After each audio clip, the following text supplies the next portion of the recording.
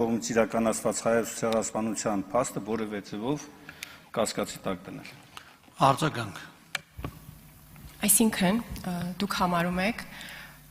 որ օրինակ այն դասագրքերը, որոնցով ես դպրոցում սովորել եմ եւ որոնք գրվել են դաշնակցական կրթության նախարարների օրոք, նույնպես պետք է լինեն քրեական հետաքրքրության առարկա, որտեղ դրանցում ես անցել եմ հետեւյալ պատմական պատումը, որ հայկական հարցը մշտապես եղել է մեծ տերությունների շահարկման գործիք ընդդեմ Օսմանյան կայսրության։ Եվ սա է նաև ուրեմն հանգեցրել, այս հանգամանքն է հանգեցրել նաև հայոց ցեղասպանությանը։ Արդյոք սրան եք կողմ, որպեսզի քրեական հետաքրքրության առարկան դառնան ուրեմն այդ դասագրքերը, եւ արդյոք նաև համարում եք, որ երբ ասվում է, որ խորհրդային միությունը եւս ինչ որ մի փուլում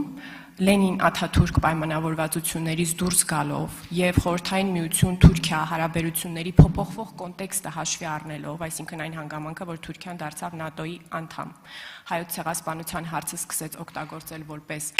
արտաքին քաղաքականության գործիք, կարծում եք այս միտքը եւս պետք է ուրեմն լինի քրեական հետաքրքրության։ Ոչ, ի տարբերություն առաջին դրվագի դա չի կարող լինել, որովհետեւ խոսքը գնում է ոչ թե ցեղասպանության փաստը հերքելու դրա վնասակար հետևանքը նվազեցնելու, այլ այդ հարցի օգտագործմանն էր վերաբերում ձեր կողմից մատնանշված կամ տրված հղումը։ Բայց ի տարբերություն դրա, Տիկին Կարապետյան, օրինակ ձեր բազմաթիվ հայտարարություններ կարող են լինել քրեական իրավական տեսակետից